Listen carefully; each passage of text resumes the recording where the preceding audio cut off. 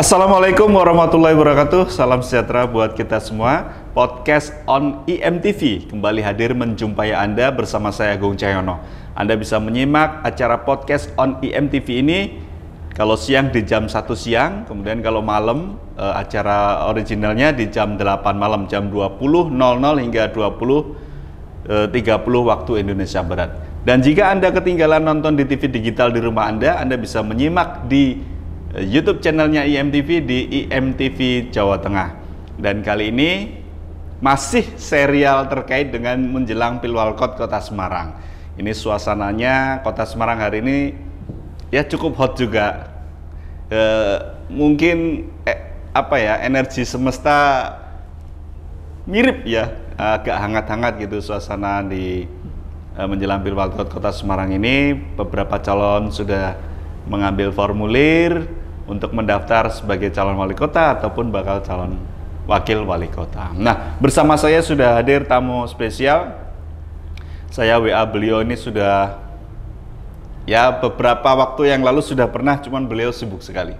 Dan kali ini alhamdulillah di tengah kesibukan sudah mampir di studio IMTV Semarang.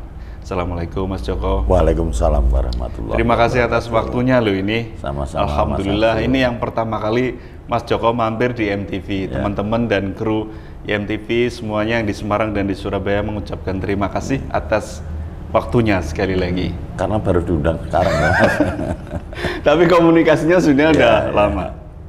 Ya Mas Joko, untuk mengawali dialog kita hari ini, terpilih kembali kemarin pileg. Alhamdulillah. Alhamdulillah. Ya, sesuai target yang diinginkan.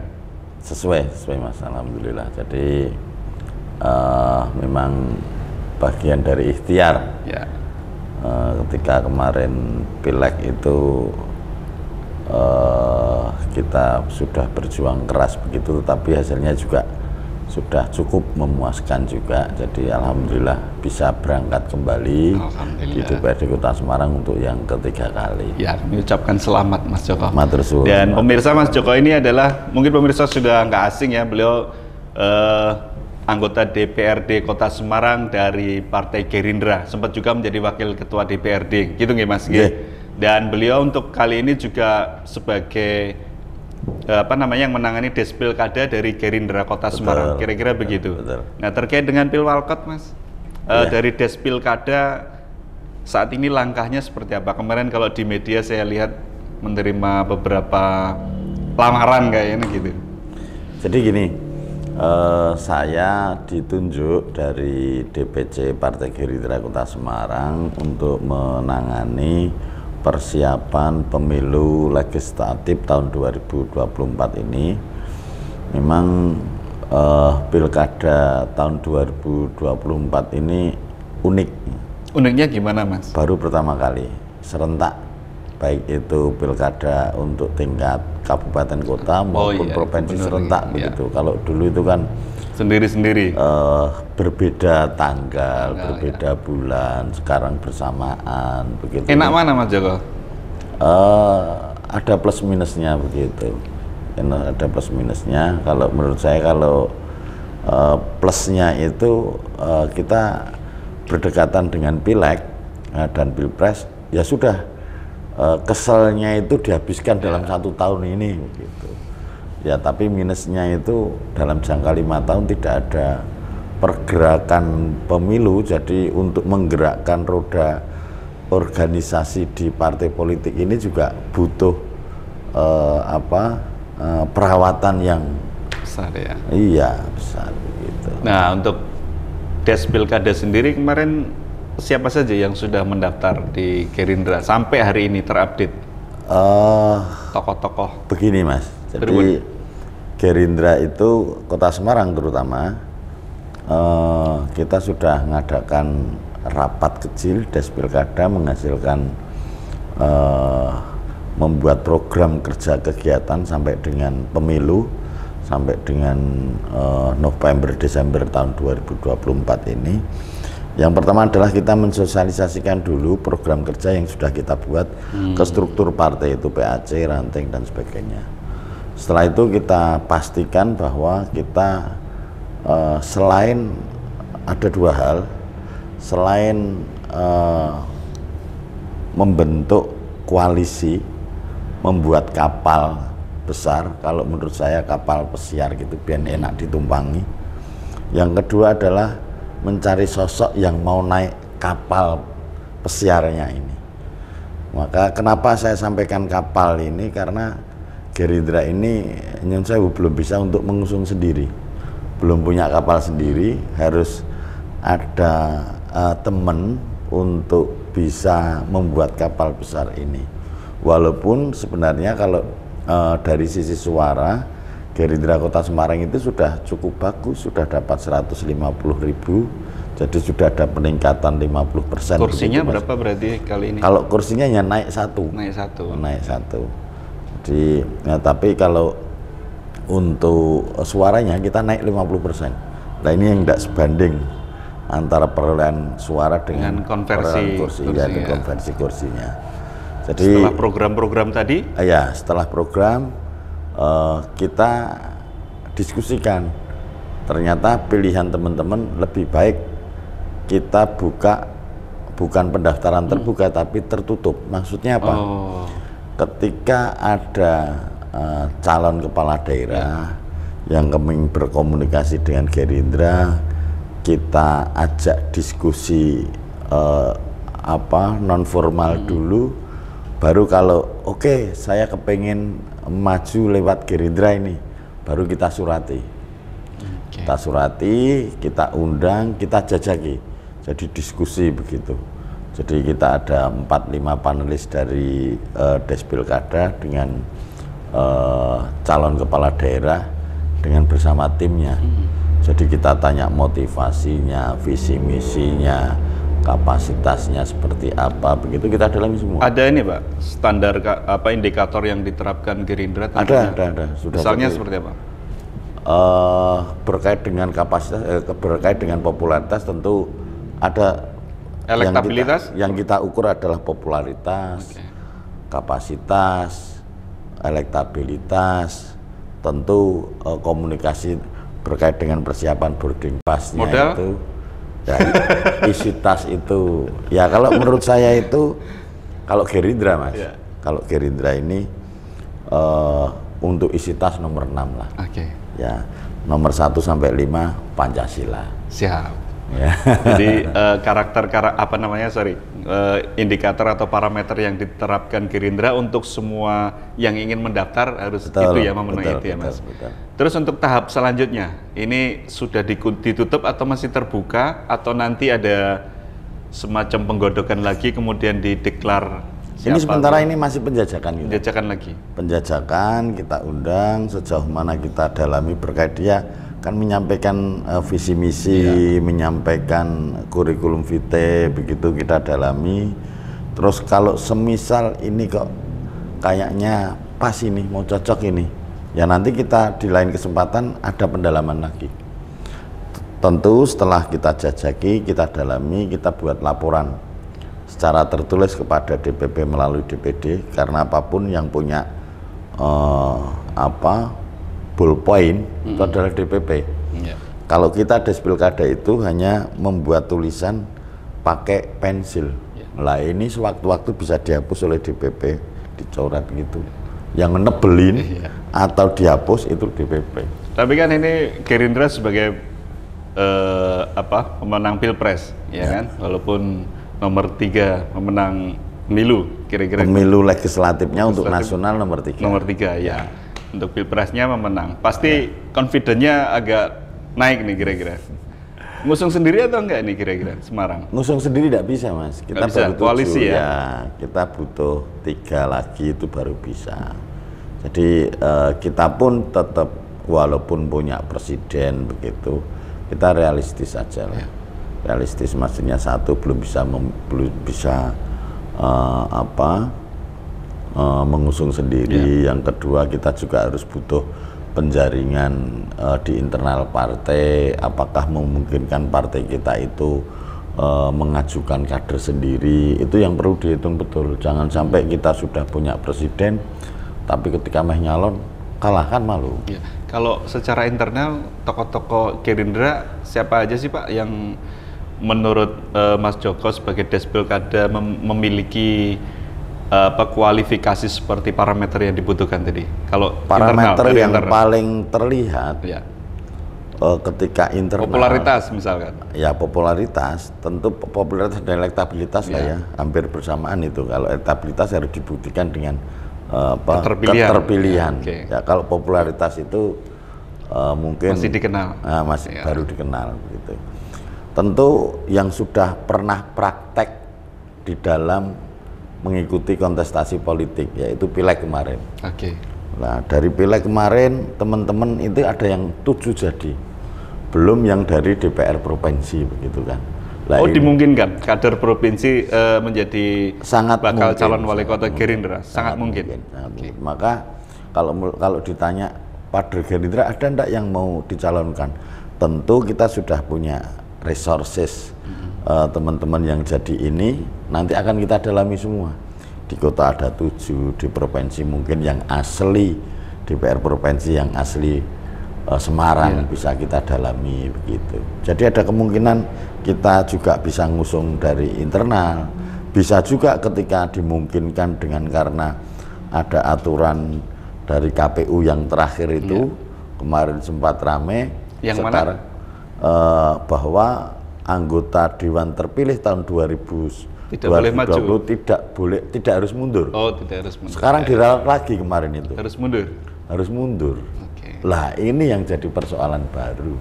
Saya menarik ini. Jadi baru dengar statement dari baru-baru ini kalau ada sinyal kira-kira kader yang terpilih di provinsi bisa juga menjadi acuan. Betul. Berapa persen kira-kira gitu, Pak? Persen apanya, Mas? Persen kader tersebut untuk bisa maju sama atau sama, Mas? Sama. Mempunyai jadi antara provinsi, kota itu mempunyai hak sama. Oke. Jadi soal nanti yang prioritas rekomendasinya dapat turun ke siapa itu tergantung DPP. Pasti juga punya indikator cara memilih yang bisa. Kalau saya boleh berandai-andai, pertanyaannya saya ganti, Pak. Pertanyaan saya ganti misalnya begini. Mungkinkah Ketua Gerindra Jawa Tengah maju sebagai calon wali kota Semarang? Kalau itu terlalu jauh ya, grade-nya terlalu jauh. Oke. Jadi kalau Mas Daryono ini saya pastikan beliau adalah calon gubernur, tidak ada komanya, titik. Nah, begitu. Oke, berarti nama lain, ada nama-nama lain ya yang anggota DPRD provinsi yang mungkin berpotensi juga. Kalau Pak Daryono ini bukan DPRD loh, Mas. Ya. Kalau yang Pak Sudarsono itu yang ya, cuman juga DPR provinsi ini kan ada banyak juga yang dari kota Semarang ini, ada Mas Yudi, ada Mas Heri, ada Pak Srianto DPR RI ya. Kalau itu kayaknya lagi asik dengan DPR RI-nya kan Maneman begitu. Saya. Boleh dong Mas bocorin nama kalau kader 3 saja misalkan atau 7 juga boleh kalau kader internal yang dari kota siapa? Ya kalau DPRD kota yang jadi itu kan jelas ya ada jenengan, selain jenengan ya ada Pak Mualim, Pak Erlambang, ada Pak Nunung ini dapatnya 13.000 kemarin, ada Mbak Tunjung, ada Mbak Dinda gitu. Ini berarti nanti bisa dipertimbangkan? Bisa dipertimbangkan. Bisa sebagai bakal calon wali kota atau calon wakil wali kota? Ya, jadi nanti kita akan dalami, kita undang satu persatu, kita sudah undang 2 ini, yang tinggal yang lainnya. Sambil sembari kita mendalami yang di internal, kita juga akan undang yang eksternal. Koalisinya sama siapa Pak? Ini kira-kira? Jadi di Gerindra, perintah dari DPP itu kita tidak boleh mengkotak-kotakkan siapa yang bakal bekerja sama dan berkoalisi dengan berarti kita. Terbuka? Semuanya. Berarti tidak harus seperti platform yang tim itu ya, koalisi gitu Indonesia Maju itu ya. Jadi bisa berbeda, bisa sama. Nah, paling tidak kita sudah pernah bekerja sama dengan koalisi Indonesia Maju, pernah bekerja bareng begitu untuk memenangkan Prabowo Presiden. Tentu ini sebuah poin dulu lah, paling tidak seperti itu. Syukur-syukur ada tugas dari masing-masing. Kemarin itu kan juga sudah kita laksanakan silaturahmi kemarin dan syukuran itu hari Selasa malam. Alhamdulillah sukses semua ketua partai datang 9 Kalau boleh dibocorin Pak, di-spill sedikit biar ada informasi baru. Kira-kira chemistry-nya ya sebutin 2 aja. Kemana ini kira-kira? Partainya.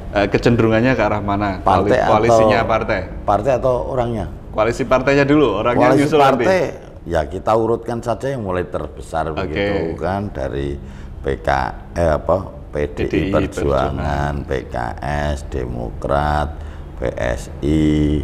Urut-urutannya ya tentu kita yang paling besar dulu lah. Gitu. Baik pemirsa, ini tipis-tipis dulu. Ya. Mas Joko masih menyimpan rahasia rupanya ya. Kita ikuti perbincangan kita usai jeda berikut. Tetaplah di podcast on IMTV. Buat IMTV Semarang lokal sukses. Mudah-mudahan TV lokal bisa membawa kebudayaan dan kearifan budaya lokal dari Semarang dan bisa dilihat sama orang-orang di luar Semarang. Sukses. Digenggam, hah? Diremes, mau. Campuran bumbu dengan rasa ayam kecapnya, enak. Pada nggak tahan ya lihat enaknya mie gemes. Yang ditabur bumbu juga enak. Mie gemes, enak, langsung dimakan.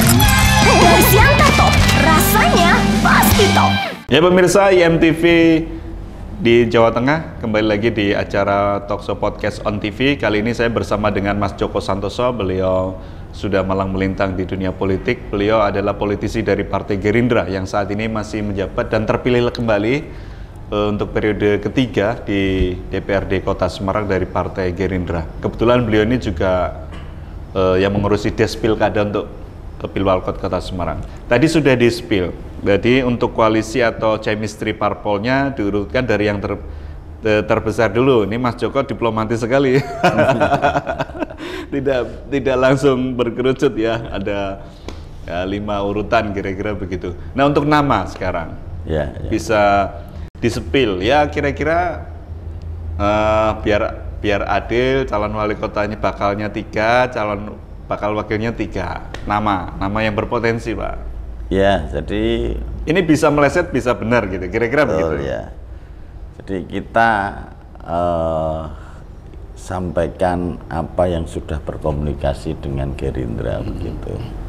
Jadi walaupun belum kita jajaki, tapi paling tidak sudah ada jalinan komunikasi yang berkehendak, berkeinginan untuk ikut kapal kita. Tampaknya kapal Gerindra ini kapal masih pesiar. Menjadi seksi ya? Kapal pesiar. Mas. Seksi, diminati. Iya. Jadi tidak hanya sekoci, tidak hanya perahu ini. Jadi kapal pesiar komplit ya, yang mungkin semua fasilitasnya ada begitu, anti ombak. Anti ombak. Paham? Iya, jadi kalau Mas Agung tanya berkait dengan calon, ini yang sudah berkomunikasi dengan kita. 3 saja biar nanti kita agak lebih mudah. Saya kalau 3 sulit karena yang berkomunikasi 4. 4? Oh iya, sudah 4, nggak apa-apa Pak. 5. Oke. Dari yang paling? Enggak, kita coba. Dari yang paling apa ini kira-kira? Jadi yang popularitas dulu ya. Yang popularitas. Kita lihat popularitas. Boleh. Popularitas pertama tentu Mbak Ita. Oh, Mbak Ita ambil juga? Ya, bukan ambil. Jadi kita gini. Mengundang? Gerindra itu tidak ada pendaftaran terbuka. Kita itu coba ada komunikasi dengan Des Pilkada, terus kita coba. Mekanismenya begitu ya? Baru kita berikan undangan. Kalau dia datang berarti serius nih. Apakah serius jadi calon atau serius tidak jadi, akan terbukti di situ. Jadi tidak hanya sekedar mengambil formulir nanti dikembalikan atau tidak begitu, tapi langsung to the point lah istilahnya begitu ya. Satu Mbak Ita, popularitasnya pasti karena sebagai wali kota incumbent begitu ya. Mas Yoyo Sukawi, ya apapun dia juga DPR RI, dapilnya sini, CEO PSIS, Wong Semarang begitu ya.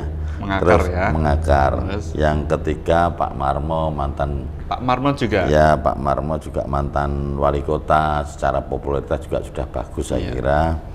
Yang keempat ini Pak Iswar, Sekretaris Daerah Kota Semarang.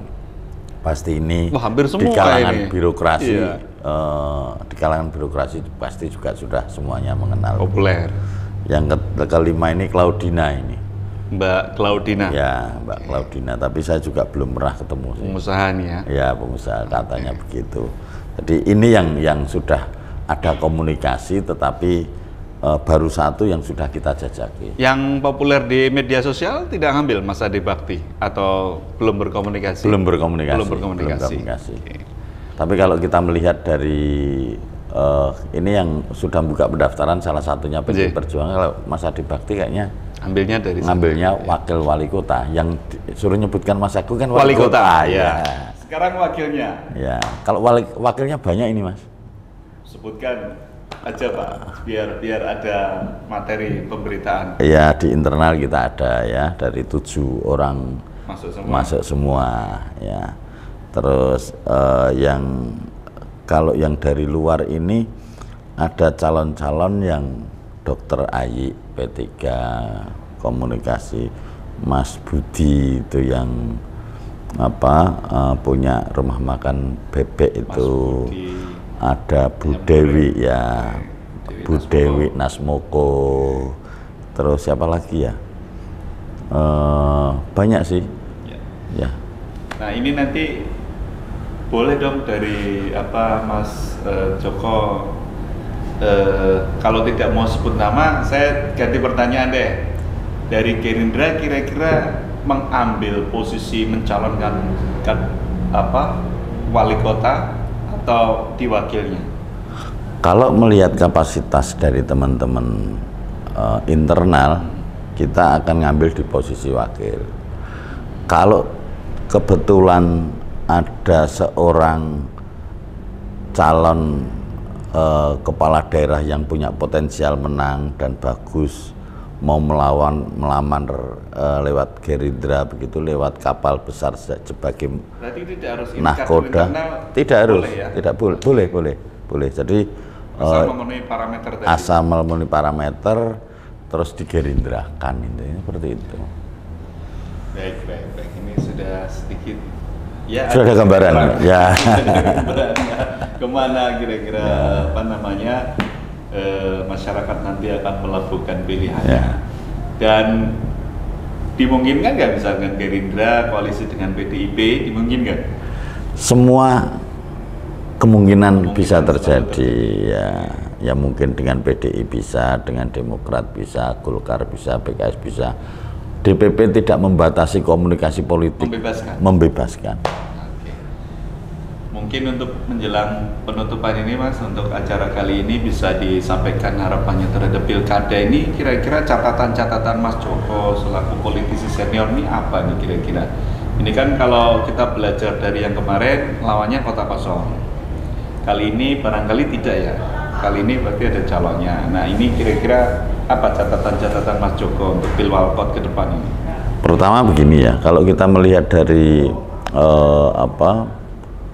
perkembangan dinamika politik di Kota Semarang, secara pasti pasangan calon tidak lebih dari 5, karena ada batasan bahwa minimal 20%. Tetapi ketika kita hitung begitu, tampaknya tidak mungkin, karena ada satu partai PDI Perjuangan itu ada 14. Berarti logikanya ini tidak mungkin lebih dari 4. Nah, berarti kemungkinan terjelek itu ada 4. Kemungkinan lagi ada 3. Kemungkinan lagi juga ada 2. Yang tidak mungkin 1. Ya mungkin lawan kota kosong. Ya, yang tidak mungkin berarti 1 dan 5. Kemungkinannya berarti 2, 3, 4. Ya. Terus ada catatan lain? Nah, terus yang 4 ini juga agaknya kerepotan. Paling kemungkinan besar itu 2 dan 3. Lah, 2-3 pasang. 2-3 pasang. Kalau perhitungan saya seperti itu. Minimal 2, maksimal 3. Ini kalau saya bisa menyerap dari informasi teman-teman ketua partai, kebetulan yang setiap hari ketemu dengan kita.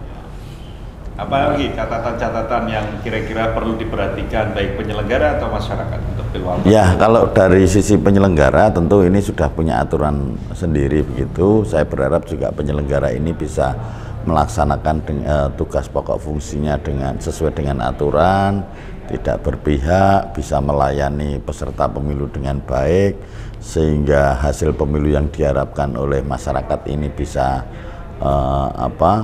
dinikmati oleh semua peserta pemilu, termasuk masyarakat juga merasa nyaman, dan partisipasi pemilih juga menjadi besar. Karena dengan partisipasi pemilih besar ini, keyakinan terhadap penyelenggaraan pemilu ke depan ini, penyelenggaraan pemerintahan ini akan semakin yakin bahwa ada partisipasi masyarakat melalui dari pemilu itu. Karena kemarin pilkada yang lalu partisipasinya cukup tinggi kalau disebut. Cukup tinggi ya. Di awareness masyarakat ini cukup, literasinya cukup baik. Betul. Nah, mungkin ini Mas Joko mau jawab apa enggak ya untuk pemberitaan di media yang terbaru ini? Kan ada dari teman-teman yang mengurusi ASN gitu. Kira-kira ada statement kalau seorang ASN itu mau mengambil formulir pendaftaran harusnya mundur karena terikat oleh kode etik ASN, kemudian ada undang-undang ASN, undang-undang 5, kemudian ada peraturan PP yang ngatur tentang disiplin PNS. Kita sih kembali kepada aturan yang ada, bahwa aturan dalam pemilu kepala daerah ini ASN mundur bila mana sudah ditetapkan sebagai peserta, sebagai calon. Tapi kalau ya walaupun dari sisi etika menurut saya ASN ini kan harus netral. Ketika dia sudah mengambil kebijakan untuk ngambil formulir saja X ke Y, ke partai A, B, C, D begitu, tentu masyarakat akan menilai bahwa ini sudah berpolitik ini. Ya begitu. Apalagi seorang PNS ini harusnya juga kan punya pimpinan, yang harus diberitahu, izin lisan lah paling tidak seperti itu. Pak, Bu, saya mau mencoba keberuntungan ini di Pilkada Kota Semarang, kan begitu. Nah itu yang harus, yang pertama etika juga harus dijunjung tinggi, yang kedua mentaati aturan yang ada. Tentu kalau sudah seperti itu juga harus bisa membedakan antara pekerjaan ASN dan sebagai semi politisi. Sudah menurut saya sudah seperti itu, dan ini perlu diawasi ketika dia sudah tidak jadi nyalon, masih PNS karena tidak ditetapkan, itu perlu diawasi, pasti tidak netral ini karena sudah punya pikiran politik, pasti dia akan berpolitik, ikut siapa pasti kelihatan itu. Mas. Ini sudah hampir lengkap.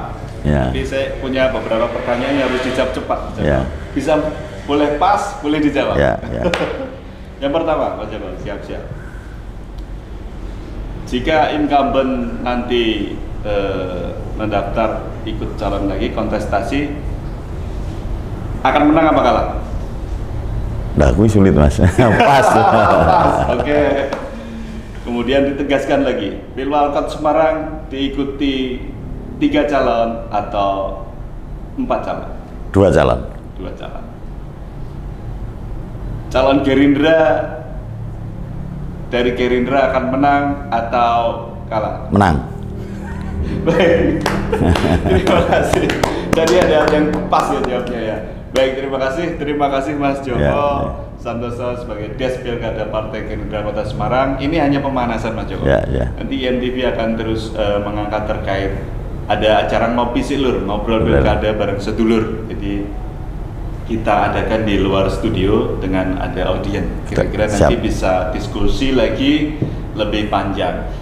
Mudah-mudahan untuk diskusi ringan kali ini bisa ya menjadi alternatif pemirsa di rumah untuk menimbang-nimbang atau menjadi informasi literasi politik supaya lebih melek lagi. Saya Gung Cahyono dan kru yang bertugas pamit undur diri.